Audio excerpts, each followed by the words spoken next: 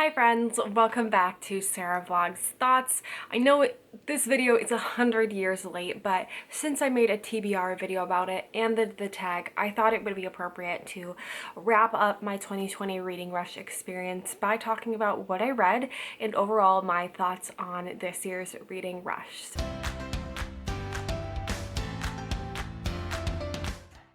2020 was my first year doing a major readathon. I have been following the reading rush for a couple of years now, but I've never been able to participate, and this year I was really excited to finally be able to participate. And before I dive into all of the books that I read, I do want to take a moment to acknowledge some of the controversies around this year's reading rush. This was the first year I took part in it, so I was pretty disappointed to see some of the responses to the cosplaying a book character Instagram challenge, as well as the live stream and the book club pick, which I will say it again, is Such a Fun Age by Kylie Reed.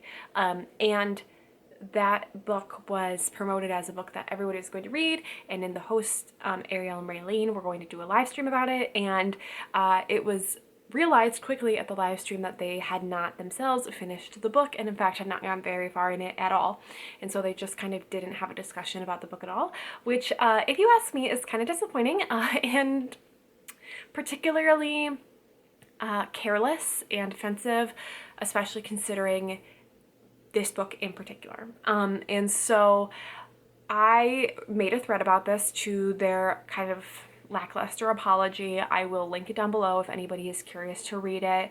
I know that in the time since they have put out kind of a plan of action for the future, so we'll see if they hold themselves to that and if the reading rush continues with these hosts and those sorts of things. So I did want to talk about that before I got into the books, because I did think it was really important, and it was upsetting for me to see as a participant of the reading rush to kind of overshadow the whole thing. So do better, please. So I guess with that, I will dive into the books that I read, because I was really excited that I participated in a reading rush and completed it. And yeah, so there were 7 challenges here, and I think I ended up reading 7 books, so we'll just kind of go through them and I'll tell you my thoughts on them. This is more like a review thing than anything. So the first challenge was read a book that matches the color of your birthstone, and I'm a February baby, and for that we have Amethyst, which is purple, and I chose Geekerella. And this book I loved it. Oh my gosh, it made my heart smile majorly. I was a little scared of it because I didn't know if it was going to be like too cheesy for my tastes, or like too cutesy for my taste. I don't know. I was a little worried that it was going to be a little much and I was going to be embarrassed while reading it, like feeling some secondhand embarrassment. But no, this story is delightful. Oh my god. Oh my gosh. I loved it so much. I think the characters are really wonderful.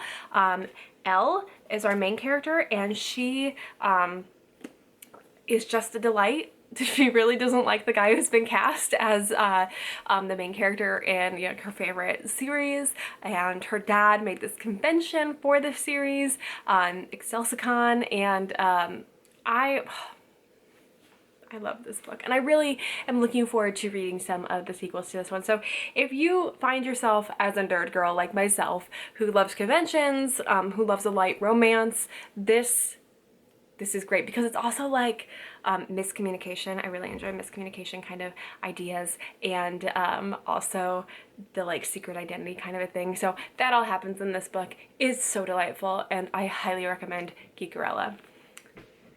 The next book I read was a book that starts with the word "the," and for this I listened to The Mysterious Affair at Styles by Agatha Christie. So this satisfies challenge 2 and challenge 5, which is read a book completely outside your home.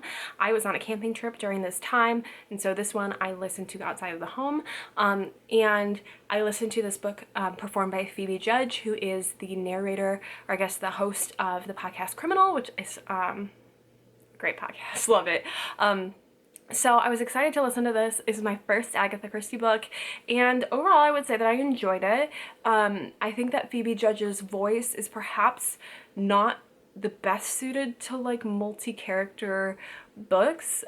If I were to listen to another Agatha Christie book, I would not listen to her do it, but I was excited to read my first Poirot mystery and thought that this one was cleverly done, and I'm really excited to get to read some of the more famous ones, like specifically Murder on the Orient Express. I know that Death of the Nile is, you know, the next book that Kenneth Branagh is adapting. So I'm curious. I want to read more of them because I do love like Knives Out. And I know that Ryan Johnson talks a lot about like how much Agatha Christie inspired him. So like, I want to get in that mindset. I want to understand the brain of Ryan Johnson by reading Agatha Christie. So that was challenges 2 and 5. Challenge 3 was read a book that inspired a movie that you've already seen, and for this one, I read T.S. Eliot's Old Possum's Book of Practical Cats, which is the inspiration for the movie and for the musical Cats. I love cats. I'm not a cats hater. I'm really not.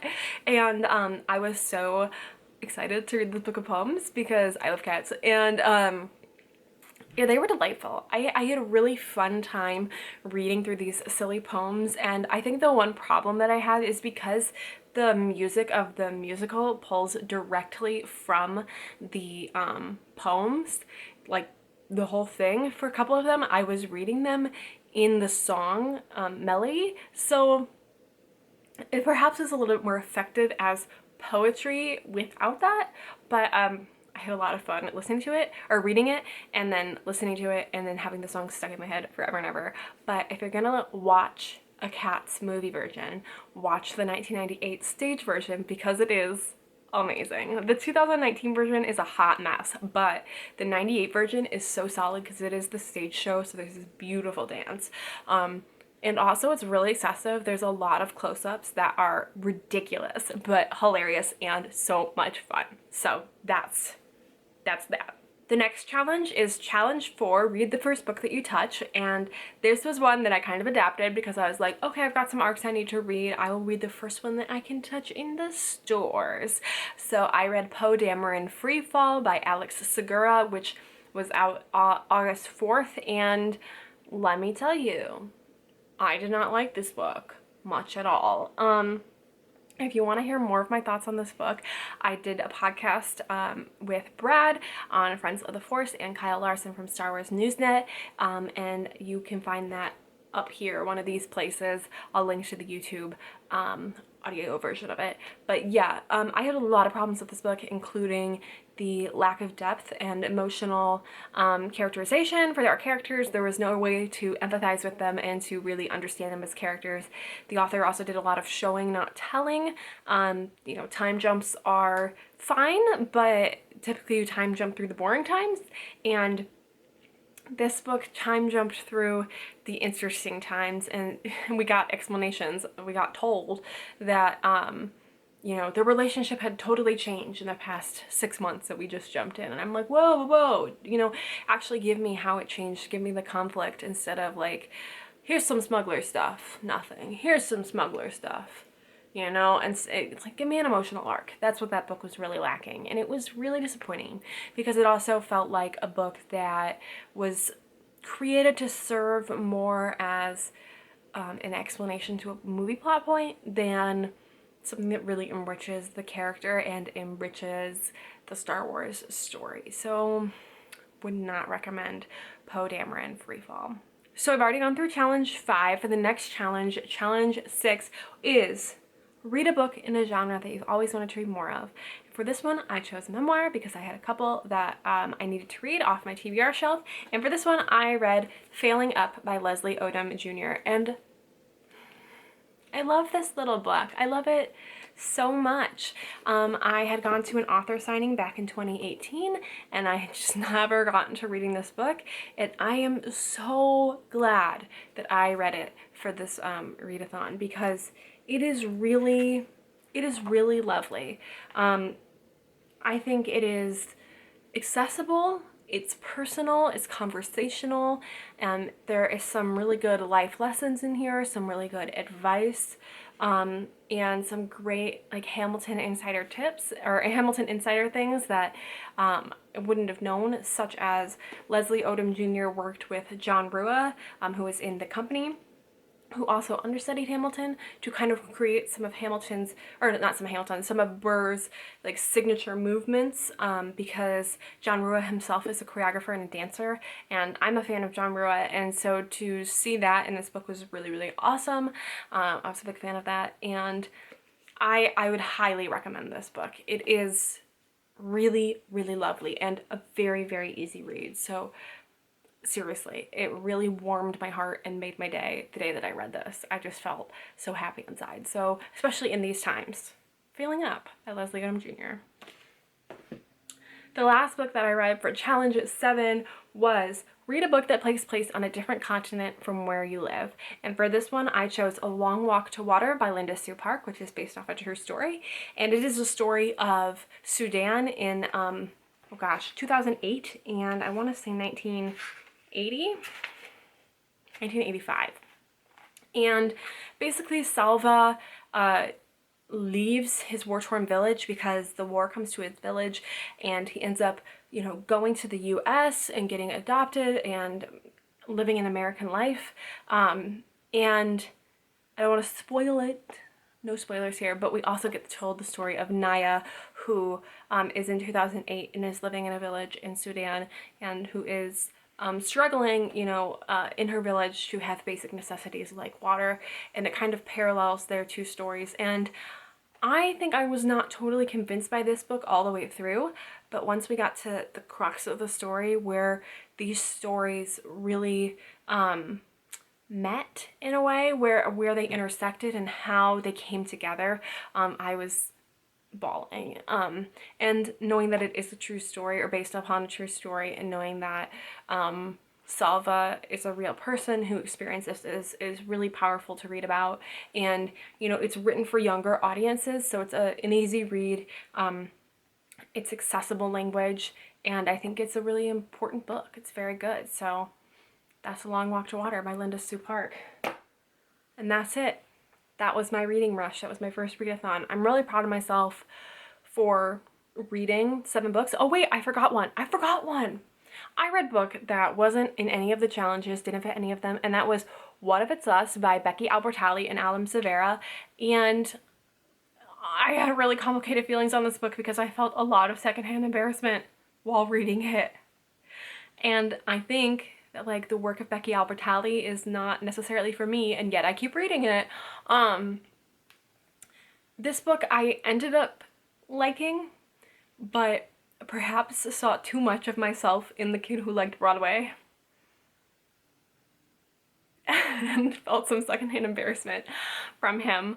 I thought that the characters' voices were good. I did this on the audiobook, and I also thought that the audiobook performers were good. This book was interesting. Again, mixed feelings, because I felt that embarrassment, but also I was satisfied with the ending of it.